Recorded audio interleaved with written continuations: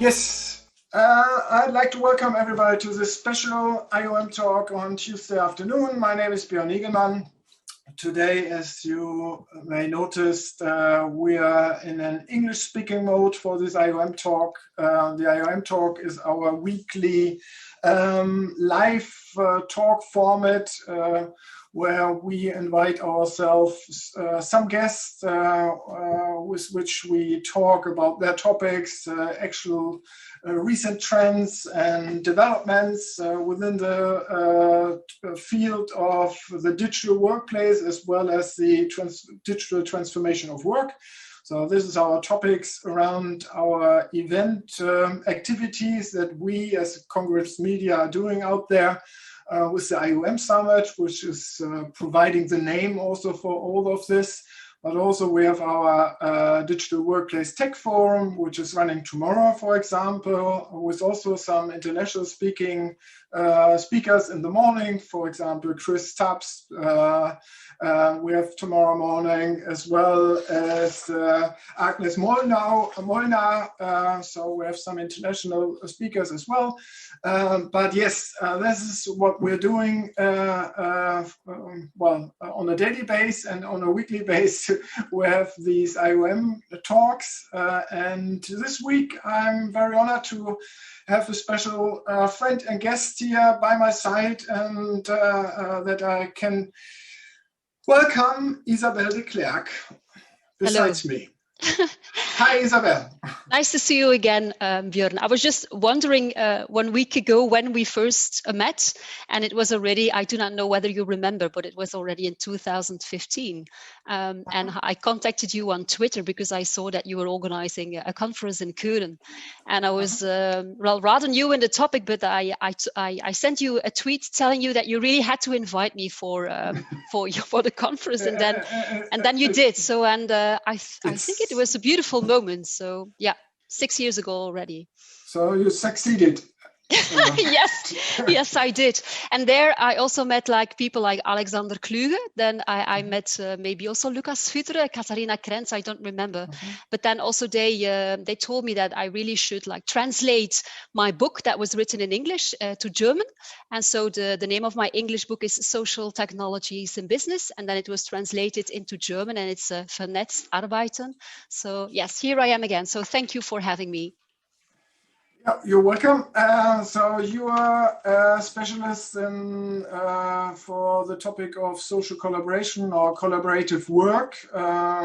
You have your own company running under the name of Connect, Share and Lead. Yeah, that's correct. You have been before with some corporate learning bigger corporate learning company as a lead evangelist in this field of new ways of learning, and moved from there to your own consultancy business.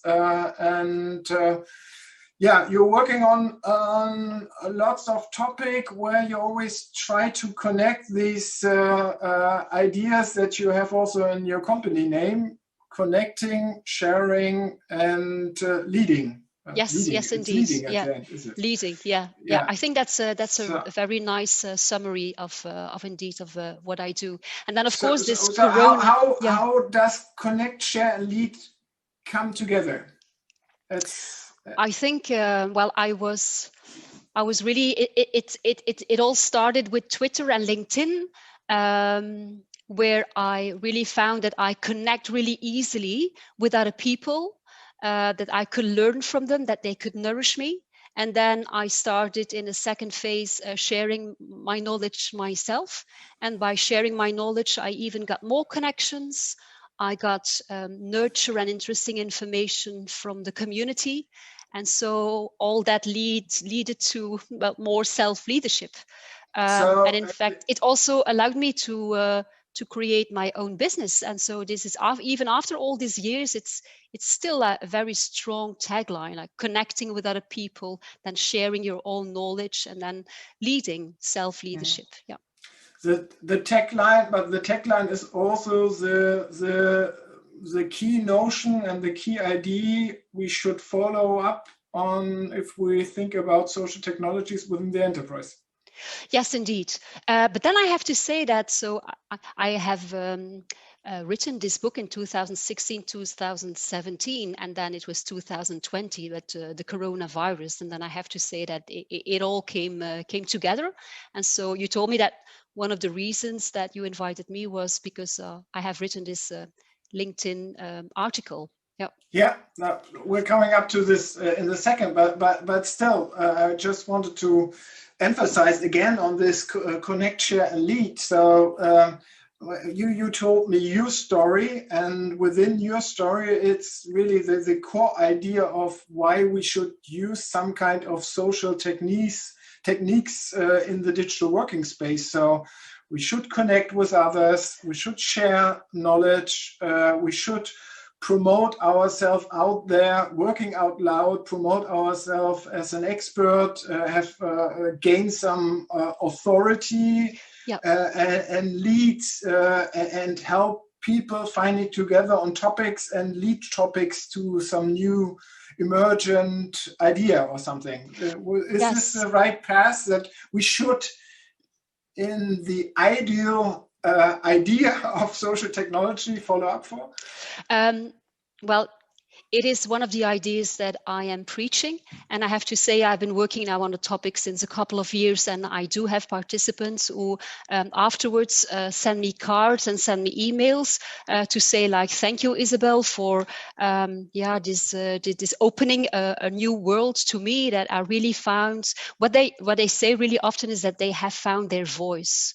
That sometimes they were stuck in their job, and that by just learning new things and being curious and then connecting with other people, being part of a community, that they have found their way.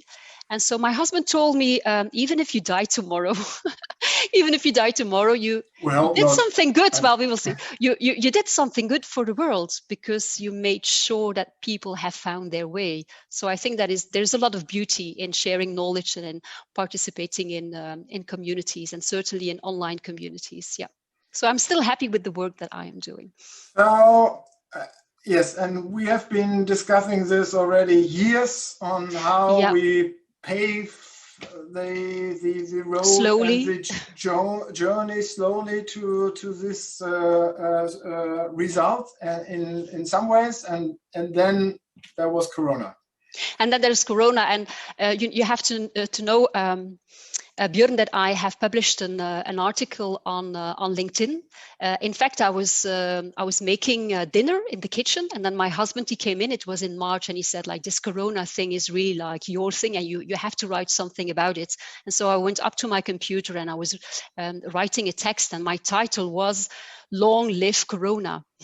And then I sent the newsletters to all my contacts on LinkedIn, and I had also some negative reactions from people who said, like, oh, shame on you, and how dare you? And then I changed the title, like, the unexpected advantages of Corona. But yeah, we have to admit that there are some unexpected advantages, that there are some positive effects. So I still would like to say long live Corona. Okay. Yeah. If we are not talking about the medical consequences, yes, of course. Yes, of course. But certainly on the consequences that companies now have to be digital. Yes, indeed. And in fact, Corona was a kind of a catalyst. And this working from home and remote work and social technologies and having digital meetings, it was there already a bit, but then all of a sudden organizations just had to jump on it, and now everybody thinks it's normal to have a meeting using Microsoft Teams. Mm-hmm. So yeah, there were and now we have 12 months of digital distributed work, and everything is running, isn't it? Well, I have written this text with a negative title. Do you know that I have also translated the text into German? And so the title is digitaler Kopfschmerz. How is my pronunciation? Is it good? Yeah, it's good. Migräne, we have the... Migräne auch, yeah, Migräne. So you have the same word. Because Kopfschmerz is just a single pain. And Migräne is a recurring headache. Then I think that the migraine is better in this case. Yes. So yeah, I really had to write this article, and I also sent it to a Belgian newspaper. It is called De Tijd, and they decided to publish it, and they published it in December 2020. And I had a lot of positive reactions on it. Yeah. So what was the key idea of this? So why are you thinking about the digital migraine if you think about digital work? Yeah. At the moment. I know that you want me to give like one key message and one main message of the article, but you have to know, Björn, that when I was writing the article, I had like 3 messages in my mind. So let's start with the first message. So I think that if we want to make the future of work, the hybrid workplace, if we want to make it a success, what we need is like a positive image on working from home. And I can tell you that, well, if you read articles about the home office, 3 images always come back. It's about yelling children, it's about people working in pajamas, and it's about cats. And even last week, there was an article in the New York Times. It was about the future of work. And just imagine the image that was up front, it was a cat. So what I really would like to see more as an image that talks about the future of work and working from home is, for example, a knowledge worker that is able, to focus on his work without being disturbed, without distractions. So like the positive image on the future of work. So that was like one message. A second message is, of course, this title that I still really like. I have been inspired by all the images that were passing by on Facebook and on LinkedIn and on Instagram. The image of people who have a terrible headache, Migräne, a digitale Migräne, because they realize that all day long they are sitting behind their computer and they are just, participating in meetings. And I think that this is really like funny. Why is this funny? Because it is like as if people only now are aware of the fact how they spend their working days. Now they finally realize that, their working day is like filled with a lot of meetings, and that only in the evening they can go to the true work. And so Corona did not change the way their activities during the day. But I think what is interesting is that Corona has put like a magnifying glass on what was not going right even before. So that was like the second message. And then the third message, you have to know that I have a lot of German connections, and one of the German connections is Mark Habenicht. He's working for Robert Bosch. And so on LinkedIn, it was on a Sunday evening on November, I saw a message from Mark Habenicht, and he was referring to a podcast with a certain Matt Mullenweg. And so you have to know that each day at 12 o'clock, I go for a walk in the park that is over there, and I listen to a podcast. And so this podcast was really great. And in fact, 2 ideas caught my attention. I would like really to take the time to explain these 2 ideas. So thank you also, Mark Habenicht, for having shared this interesting podcast. So this guy, Matt Mullenweg, he's a tech entrepreneur. He's American. He's rather young. He says that when we talk about the future of work, we always use the words working from home and remote work. And he says that the word is not the good one, because if you talk about remote work, it presupposes that like somewhere else there is like a central location, where the real work gets done. So you have this link of or relationship of inferiority between working from home and then the central office. So there is no equality between them. And so what he said is that we should use another word, and you all have already used it. It's the word distributed work. So work can be done on different locations. And what is important is that there is this relationship of equality between the different kinds of locations. So you have like the yin and the yang. So home office and working in the central office, they are not to be seen as competitors. They are complementing each other. And so I really like this idea of yin and yang. But then there was a second idea, really interesting. So he said that you have 5 levels of distributed work. Level 1 is where everybody is working in the office. Level 2 is when everybody is working from home, and then we try to copy the offline world with the digital tools. And there he said that's a very dangerous level, because people get digitale Migräne and you have burnout and there is a lot of stress, etc., because we do not use the full potential of digital tools. And so level 3 and level 4, it's about using the full potential of the digital tools, going towards, and then it becomes even more interesting, synchronous and asynchronous collaboration. And so also there, we don't need only asynchronous collaboration. No, it's again the yin and the yang. We need both of them, and we need a healthy balance.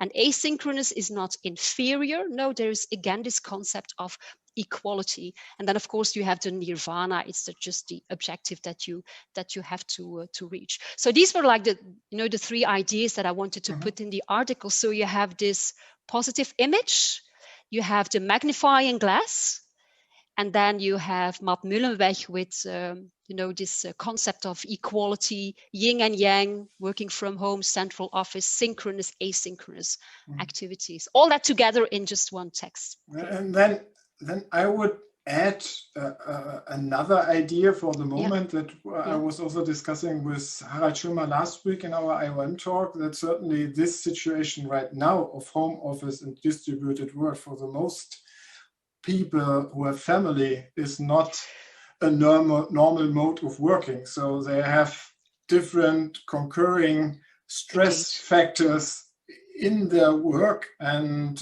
you can compare this. So there are a lot of people who don't have their own working space at home. They're working in the living room with children jumping around besides, and the cats, yes.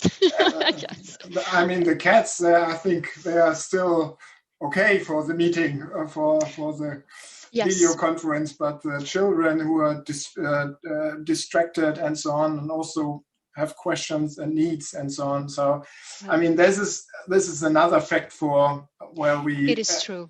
Where we certainly have to think about that the way the situation at the moment is not the real situation that we wish for as a remote, distributed, virtual way of working, isn't it? Indeed. I think that sometimes when I talk about the success of the hybrid workplace, I also talk about basic hygiene. And one of the elements of basic hygiene is that you have a home office where there are no children playing around.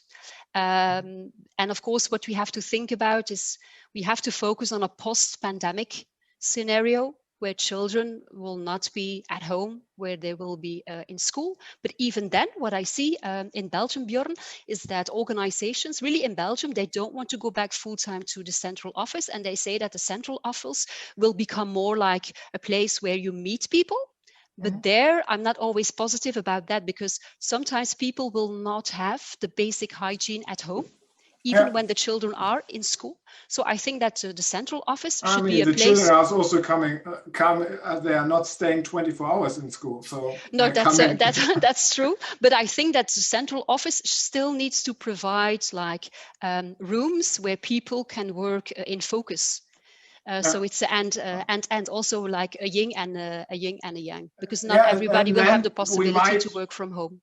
We might also think about a disconnection of time and space of working. So, and with this, we are also at your idea of the asynchronous working.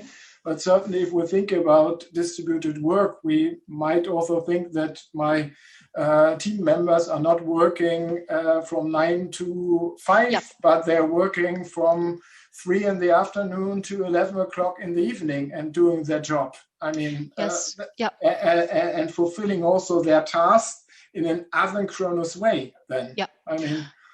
Of course, but then of course you still have to talk with the team about the moments that you really want to spend together. So there the team has an important role to play, because as an individual you can take some decisions, but you cannot take these decisions on your own. But what I see, let's spend some time on your thoughts, what you're thinking about the asynchronous activity, working activity. what is it for you? So yes, what yeah, does it mean? yeah. When I talk to people, I also realize that sometimes, well, in general, the concept is not known yet. So we are still in a very premature phase. And when I give an explanation to people, I do it like this. I say that, okay, you have synchronous activities, like, for example, a telephone call or a live webinar. And it means that you have to respond right away. You have to be there. It's like more action oriented. And it's good, but it has a bit like the tyranny, what I call the tyranny of immediacy, the tyranny of availability. And so what you need is also a combination, again, the yin and the yang, a healthy balance with asynchronous activities, like, for example, and then I give as example the dialogue that you see on LinkedIn, or, for example, in channels in Slack or in channels in Microsoft Teams. And there it is called asynchronous activity. And what I like about it, and then I always say in my workshops that I hope that people will fall in love with asynchronous collaboration, because it allows more time for reflection. You go away from the tyranny of availability, and so you have this time for reflection. And I think if you have both of them, like synchronous and asynchronous, a healthy balance, then you go to a more healthy workplace.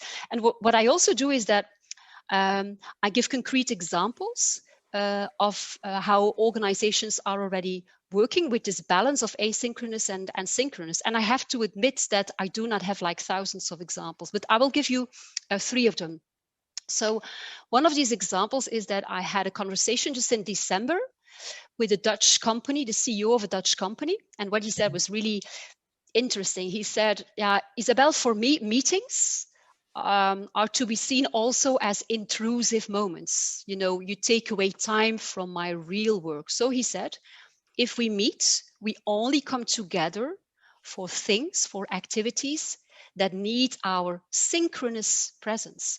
And so the rest, he said, we do it in an asynchronous way. So he said, when we have meetings, everything is really well prepared in a transparent way. And so our meetings are shorter. And so what I like is, again, so this balance, this combination of asynchronous and asynchronous. Then another example from a team working on business intelligence in a French bank, but that is also a very important employer in Belgium. It's BNP Paribas Fortis. And so there is a team, and the team felt a bit disconnected in Corona. And so I give them the following advice. So each evening, just take 5 minutes to write down in a kind of a blog, but a very short one, not just a long text, but bulleted points in SharePoint or whatever, what you have been working on. And so they do it to end the day, and they call it, it's like a kind of a routine, to close the day. It's a kind of they call it a verbal mindfulness exercise. But then each 14 days, each 2 weeks, they come together in a synchronous way. And there is always somebody else who is organizing this meeting. And so he has been going through the blocks, through the different elements. And when there are some elements that really took his attention, he will install a dialogue about these elements. And this is really great. This is what I really like. So you have the connection through the asynchronous communication, and then the asynchronous and synchronous communication. And then there is the last example that is already like rather old. I had in 2016 an interview with an Indian guy working for Mercedes-Benz. And he said that asynchronous and synchronous, the combination, it helped him to go through a better decision-making process, because he says if you only take decisions in meetings, synchronous moments, it's the extroverted people who show up, and those who I hire in the organization chart, they give their opinion. But he says, so I launched the meeting, very short, synchronous communication. And then I give them the time, to advance their point of view, to elaborate on that in an asynchronous way. And then he said, people who are more introverted, they get the time, also to participate. And then we come back in a synchronous way. So again, this yin and yang, this balance between synchronous and asynchronous. And I have to say that when I was listening to the podcast of Map Mullenweg, he was like maybe too much focusing on just asynchronous communication. And I think that's not a good idea. We need a balance, the yin and the yang. We need both of them. Yeah. But organizations now have had nearly 12 months of trying out. Why haven't they figured out how to find the yin and yang? I mean, what's the, we've been discussing this certainly also already in different discussions. You have been with our digital workplace disruption conference last year already. We had our IOM summit. And certainly in each conference, we are saying that, well, there was a big advance in terms of adoption of Teams rooms, certainly. So people are now on the platforms, they have access. And they use it in a synchronous way. And they're using it in a synchronous way, but on the same time, I mean, also the managers, they are certainly asking for video conferences, but before, I mean, it was always that the managers had their meetings, their live real-time meetings, and they were always expecting people to be present within the meetings. Now they are also in the same situation as their team members. They are also in this distributed mode, and they should also learn that only focusing on a synchronous way is blocking my time the whole day, and I cannot do anything else anymore. So actually, what I'm not understanding is why are the people also from the team members to the managers haven't learned within the past 9 to 12 months that there should be another way of working. I have to admit that I see the last weeks and the conversations that I had with people, that I see some things are moving because of the digitale Migräne. And so, for example, I had a conversation with Novartis, pharmaceutical industry, and they said, for example, this idea of so blocking, scheduling focus time to work on important tasks. They are introducing it. For example, on Friday afternoon, there will be no scheduling of meetings. Yesterday, I had a conversation with a girl from Euroclear. The same thing, that on Friday afternoon, they are allowed, to do focus work. There will be no meetings. For example, also Novartis, they really promote the use of Microsoft Teams Analytics to give a kind of a mirror to people, to analyze the way they use their time. But of course, all of this, Björn, it presupposes more self-leadership. So it's not the manager who is deciding how an employee is going to use his time. It's more like self-leadership, self-structuring your day, proactivity, being at the wheel of your development. That is one thing. And I think for a lot of people, it is quite new. And then there's also another thing that is really interesting. For a lot of organizations, they promote a dichotomy between acting and reflecting, between doing and thinking. And of course, asynchronous communication, it presupposes that you take the time to reflect and that you are allowed to reflect. But of course, in old ways of working, you have the manager who is allowed to reflect and the other that just have to, to execute. And now what I say is that, again, the yin and the yang. Work is about action and reflection. And just like last week, I found a very interesting quote from a French philosopher, and I will give you the English explanation of what he said. He said, "We should all think like a man of action, but we should also act like a man of thought." So there is no action, and reflection is both integral part of work. And so this idea is completely new, but some things are changing. So for example, 2 months ago, I had a webinar for Engie, and what they do is that I had to encourage engineers worldwide to exchange their knowledge, to share their knowledge. And they said their tagline was like, sharing your knowledge is not something that you do on top of your job, it's just integral part of your job. And I think that's a good sign, because of course you can only share your knowledge if you take the time to reflect upon what you know and then share it with others in order to become a stronger professional yourself, but also to make sure that other people can, exploit the collective knowledge. But so what I wanted to say is that asynchronous communication, it presupposes a certain mindset, a mindset of proactivity of employees, of more self-leadership, of being encouraged to schedule focus time, to focus on your important tasks and not just getting things done, and about, this going away from the dichotomy between action and reflection. And that is, how do you say that? It is a profound shift, and it will take some time. Yeah. Well, if we think about why we are not further than we are at the moment, we are often asking the question of, pointing at the challenge of enabling people for this new type of working. So what do you see? What are the needed competences and skills for people to work in this yin and yang way? And then they can also decide themselves what the best way of working. So what do you think? What is needed to be enabled? Yeah. Well, for asynchronous communication, having strong communication skills, it becomes more important than before.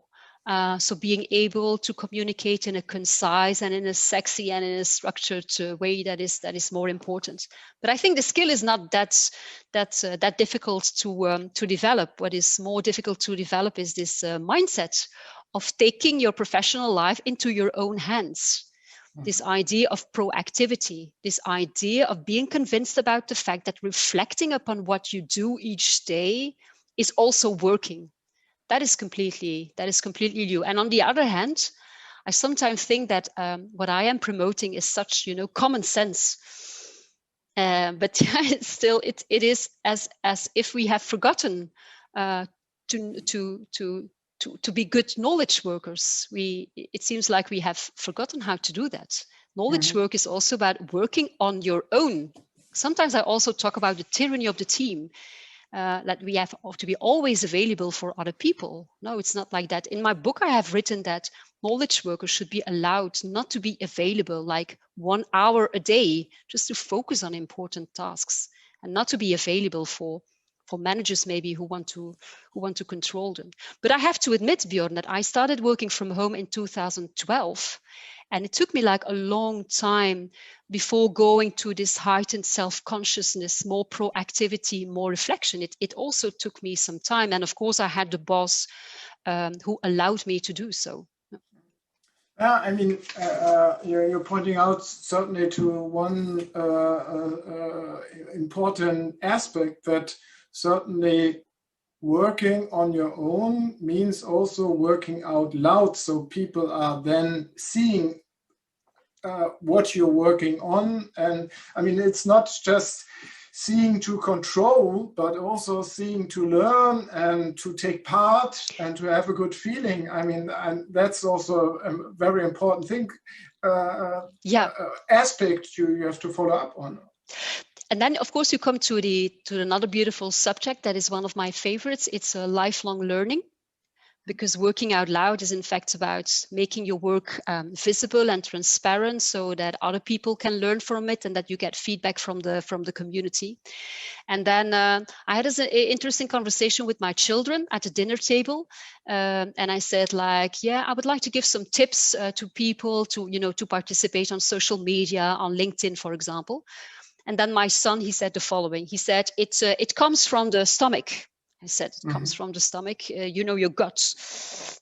I said, what are you saying? As he said, it comes from a feeling of curiosity. And a curiosity, you cannot force people, Mom, to be curious. And you cannot translate it into tips and tricks. And I thought that's really an interesting thought. And then you can ask yourself, where does this curiosity come from? Maybe it comes from your education, from your parents, or from the friends you have got, or from some teachers that you had at school. And in Belgium, there's this discussion that our schools are not good and that they are killing creativity. But I do not believe. It's everywhere. It's everywhere. But I have to say that my children, they went to a school, and it was a very good school, and they had very good teachers, and they were encouraging them to be curious. So I do not believe this idea that schools are killing everything. So I really do not agree. But this, yeah, micromanagement, maybe micromanagement is then it will kill. Yes, absolutely, absolutely. But then, of course, we should not forget that managers were also trained. I think if you look at big business schools and at the programs of big business schools, that a lot is about, managing people, also about change management. If I read articles about change management, it's about treating other people as children, or how can we manipulate them. So yes, there's a lot of people who are still shaped in this way to command and control. Yeah. So indeed, there is a lot that depends on the culture of the organization, and it depends also on your boss, because if your boss does not allow you to focus and to develop more self-leadership, then, well, that's a difficult situation. I remember that I had a conversation with somebody, I'm not going to give you his name, it was like 5 years ago, and I said, yeah, the future of work is that people develop more self-leadership, that they reflect upon the added value that they create. Mm-hmm. And he said, reflecting about adding value of people, it's the manager's task. I said, mm-hmm. Oh my God, yeah. I mean, it's the manager's task, and then also this process of reflecting and so on. This is also very academic and rational. So I would rather go with your son. We have to come back to be more curious. Curious, and have this as a gut feeling that curiosity, I mean, at the end kills the cat. I mean, that's what's all about. So we have to follow up for the curiosity and find out what's new behind anything else. Yeah, but what I like now about simply the internet is that, well, I remember I was born in 1968. That's a long time ago. And I remember that when I wanted information as a child to give a presentation in school, that my father, he had to bring me, to the library. It's not that long time ago. And now we have podcasts. We have so much information that is all for free. And of course, we have to be very critical about the information that we found. But for example, the things that you find on Spotify podcasts, it's just great. So there is a lot of to be curious about, but it cannot be enforced. Yeah, and I think it depends a bit also on the education and on the parents and on the setting where you pass through. Yeah. So what are your recommendations? How we better perform on this journey to the new way of working? So how are organizations getting better used to this yin and yang approach and enable their people to this yin and yang approach that you're talking about? Well, I'm convinced about the fact that of course, who do I talk to? It's maybe with organizations who are already talking about the future of work. But for example, I've been talking to Carglass, to Novartis, to Telenet. And so what I see is that, the yin and yang about making people reflect upon where they want to work according to it's Monday, so I work from home, but according to, okay, what is the activity that I want to do? And so I choose my location. In Belgium, it is a clear discussion. Everybody is okay with that. So that is the yin and yang, different locations. The yin and yang about, asynchronous communication, it's coming up. And so, for example, 2 weeks ago, there was a conversation between CIOs, so not human resources managers, but CIOs. And it was a very nice dialogue, and they called it mental ergonomy. So the fact that we are stressed by digital, so this digitale Migräne, it brings up the discussion of we need more focus on mental health, on focus, etc. So I see this conversation coming up. So yes, I am positive. Yeah. But then I had this also in other discussions already, that we are opening up always another box that we are also have to solving the problem of better working together. So we have to solve this the self-reflection, this managerial approach, and so on. And what you were talking also about the work-life balance, and so on, and our idea on this. So do we still have to wait until all these other boxes are solved that we can solve the challenge of a better way of working? It will. It's a slow process, and I'm convinced about the fact that this Corona crisis has been like a kind of a catalyst. If you see how people work now, compared with how they were working last 2 years, then the difference is already huge. There are, for example, a lot of organizations that tell me, like 1 year ago, working from home, it was even forbidden, and now it's normal. But we still have a long way to go. But I think it goes with, I don't know how to say that in English. Het gaat met schokjes, like things are. Mediocre, you have the English word. So. Yeah, so you have like these small movements going on, and then you make a kind of a shock. But it is going very slowly, and of course you will also have like different kinds of speed between different organizations, and maybe within an organization, one team will work in an asynchronous, synchronous way, and other teams won't do it. But I see, when I see 2015, the first time that we met, and now, yes, I see some differences. Yeah, and also just. And when you look at 2025, what you're seeing, and 2025? that is too far away. I'm not like the gypsy woman that can then predict the future. What I hear is that this more focus on the individual that can make decisions about where to work, that is clear in Belgium. That is clear. We're not going back full time to the central office. That's one. Second thing is that people, managers. So not just people like us who are enthusiastic about the future of work, but also, for example, these CIOs, they are talking about mental hygiene and mental ergonomy. I think that's a very positive sign. And we will see what happens. And also maybe we are shaping the future, Björn. Yes.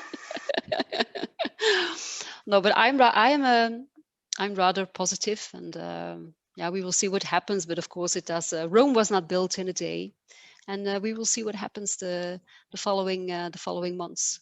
Yeah, that's true. And of course, now I see some people nostalgic about the office, and I think it's quite normal because it's like scarcity. Scarcity creates this appetite for what is not now there. But I'm sure. Is it the scarcity, or is it the effects or the problems they're having with the digital migraine, because they're feeling too stressed at the moment because there's one meeting after the other, and there are concurrent meetings going on. There's one but if at the same time as the others. That was, before in the office we had the limitations was the meeting spaces. So you have to book a meeting space. If it was not free, you could not do a meeting. So, and now you don't have these limitations anymore. Yeah, but yes, I repeat that, for example, Novartis, they told me our meeting policy is different now. And now we have meetings 20 minutes or 50 minutes, but not an hour anymore. So I see things like that. But it is also scarcity. And then, you have these people who are very nostalgic about meeting people at the coffee corner and the water cooler moments. And of course, it is nice to have a chat, and work also has a social value.